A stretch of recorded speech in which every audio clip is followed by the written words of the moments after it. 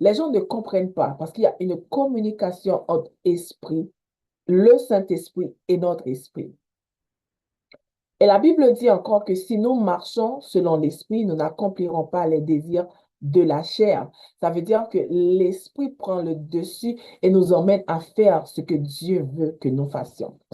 Alors, Dieu te cherche et Dieu veut avoir cette communication en continu. Ce n'est pas une communication d'une fois qui t'amène à la repentance, après tu repars dans ta vie. Non.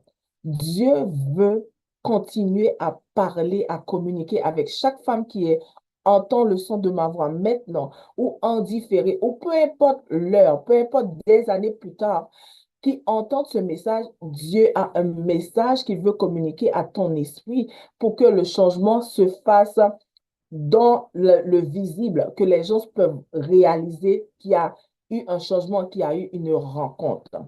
Le langage de Dieu que le langage de Dieu que notre cœur, que notre esprit comprend. On ne peut pas dire comment ça se fait, mais on sent qu'il faut que je change. On sent qu'il faut qu'on change de direction. Jésus a révélé son identité à la femme pour la première fois.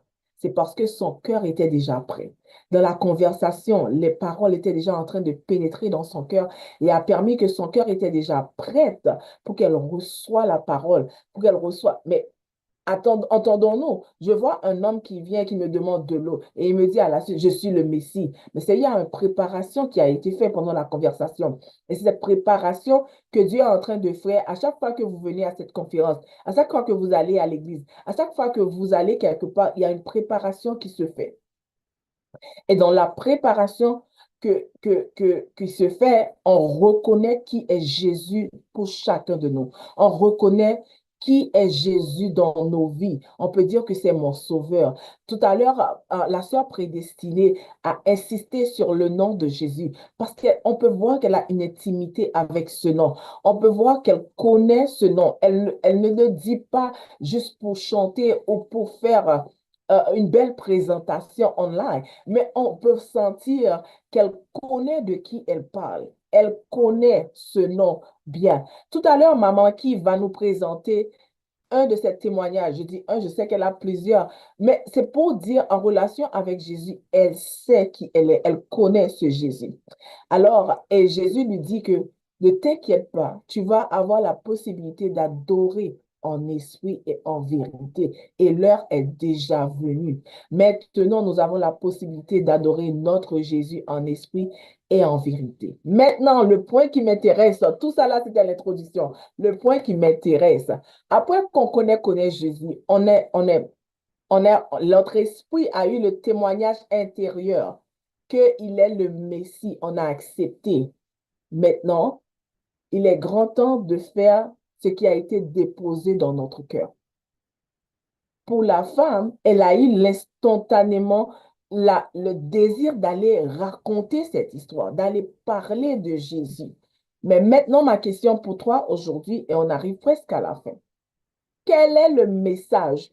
Quelle est la conviction intérieure que tu as eue pendant les temps de rencontre que tu as eu avec Jésus, pendant les temps de prière, pendant les prédications? Quelle est la conviction intérieure que le Saint-Esprit a déposée dans ton esprit, a déposée dans ton âme, dans ton cœur, que tu dois faire quelque chose? Quelle action à laquelle tu dois passer?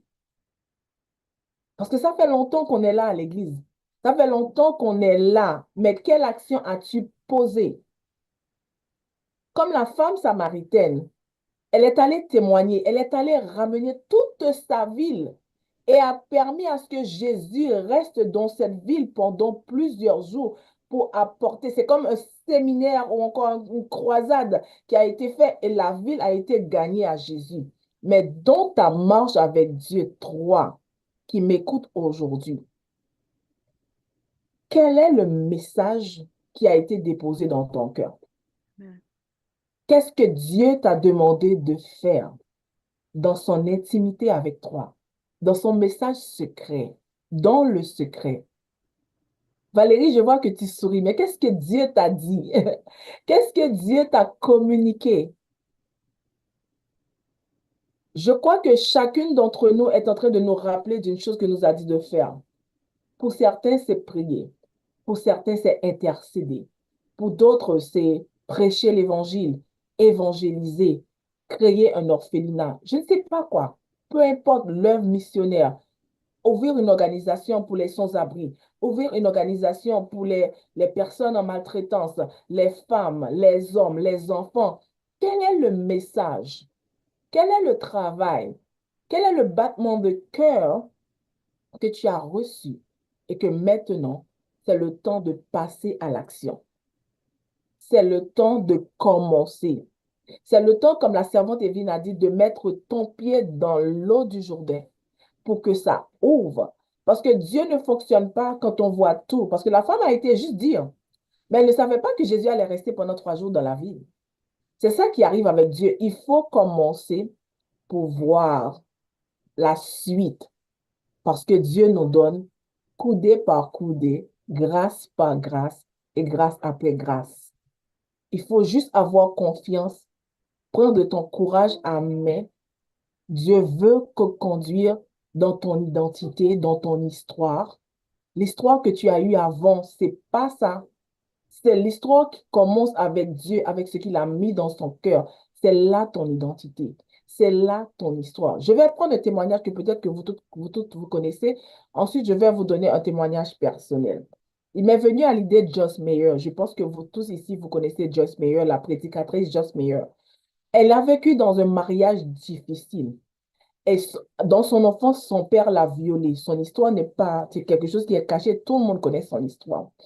Elle a eu une enfance malheureuse. Son père la violait régulièrement. Son premier mari était quelqu'un qui la battait.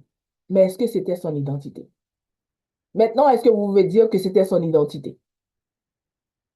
Maintenant, son identité à elle, maintenant, elle est une prédicatrice de renom qui remplit les stades. Les gens viennent à la ville, les âmes sont restaurées. Le début ne signifie pas que c'est exactement là où nous devons être. Il faut juste entrer en communication avec Dieu pour que le Seigneur nous donne le message. Et je crois que vous l'avez déjà reçu. On ne prie pas pour recevoir. Vous avez toutes déjà reçu le message là où il veut que vous alliez. Maintenant, il est temps de commencer. Moi, je partage avec vous un témoignage personnel. Dieu m'a appelé pour être coach de vie. Et il m'a permis de rentrer dans une académie chrétienne pour étudier coaching, comment ça se fait, comme c'est quoi coaching, quelle est la différence entre coaching et counseling, coaching et mentor, whatever. Tout ce qu'il y a autour de ça, j'ai été dans une formation pour comprendre ça. Quand j'étais fini, arrivé à un moment de la formation, c'est pas quelque chose qui se c'est quelque chose qu'on apprend au fur et à mesure qu'on continue à travailler, mais j'étais à un niveau de ma formation et Dieu m'a dit que je ne veux pas que tu vois mes enfants comme ton gagne-pain. C'est moi qui te bénis. C'est pas le métier que tu fais qui va te bénir. Alors je dis, Seigneur, qu'est-ce que je fais? Il m'a dit, envoie des lettres à toutes les femmes que tu avais contactées avant et offre des séances gratuites. J'ai dit, OK, je vais offrir des séances gratuites. J'ai dit, mais j'étais Seigneur, gratuit. Bon, j'ai pas résisté. Gratuit m'avait un petit peu, vous voyez, je suis humain comme vous. Gratuit m'avait un petit peu dérangé, mais je l'ai fait. Et l'avoir fait, j'ai, j'ai une personne qui a répondu. Une seule personne a répondu cette fois-ci. La personne qui a répondu était une femme que je connaissais déjà, c'était une amie. Et elle m'a dit, elle vivait dans un mariage abusif et elle avait un enfant autiste, que le mari rejetait l'enfant. Il ne voulait rien savoir de l'enfant parce que l'enfant était autiste. Et sa famille aussi l'avait rejeté. Elle était dans le rejet total. Elle a même vécu dans un centre pour femmes battues, femmes en difficulté, choses comme ça. Et puis, sortie de ce centre, elle a eu affaire à moi. Elle était toute brisée. On a travaillé ensemble et Dieu a permis qu'aujourd'hui, elle a publié son livre. Elle est dans la joie. Elle est en train de reconstruire sa vie. Elle, sa fille n'est pas guérie, mais elle fait des capsules pour parler comment vivre avec des... C'est qu'elle aide les autres femmes avec des enfants qui ont de l'autisme et elle a le projet de retourner dans son pays, elle est une Jamaïcaine, pour aller aider les femmes dans son pays parce que Là-bas, il n'y a pas autant de soutien comme les États-Unis et le Canada. Imaginez que je n'avais pas répondu à cet appel pour le faire comme je le fais. Et la satisfaction que j'ai eue dans ça, c'est plus que de l'argent. Et maintenant, c'est un témoignage que je donne partout pour dire que nos vies peuvent apporter beaucoup plus que un 200, 300, 500, 1000 $. Nos vies peuvent apporter beaucoup plus et notre récompense sera plus grande quand nous euh, euh, acceptons l'appel, acceptons le message et passons à l'action. Je vais lire un verset pour terminer. Je vais lire dans Exode chapitre 31, versets 1 à 5. Sache que j'ai choisi, prédestiné Valérie, Marcel, Evelyne, fille de, je ne sais pas qui est votre père, fille de votre père, de la famille de Dieu. Je l'ai rempli de l'Esprit de Dieu, de sagesse, d'intelligence et de savoir pour toutes sortes d'œuvres. Je l'ai rendu capable de faire l'invention, ça c'est à partir de la personne, mais Dieu nous a rendus capables de faire ce pourquoi il nous a appelés. Je vais m'approprier ce verset pour lui donner plus de sens.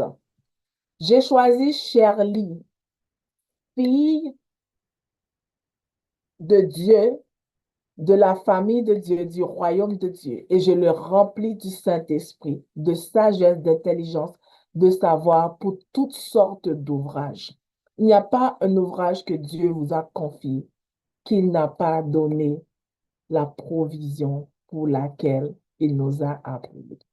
Je prie que ce message vous a touché et que ça va vous permettre dès aujourd'hui de passer à l'action, de ne plus attendre parce qu'il y a la révélation des fils de Dieu, des filles de Dieu qui doivent sauver des multitudes. Des autres doivent être éclairés à notre lumière. Passez à l'action. Je vous en conjure et que le Seigneur vous bénisse abondamment. Amen.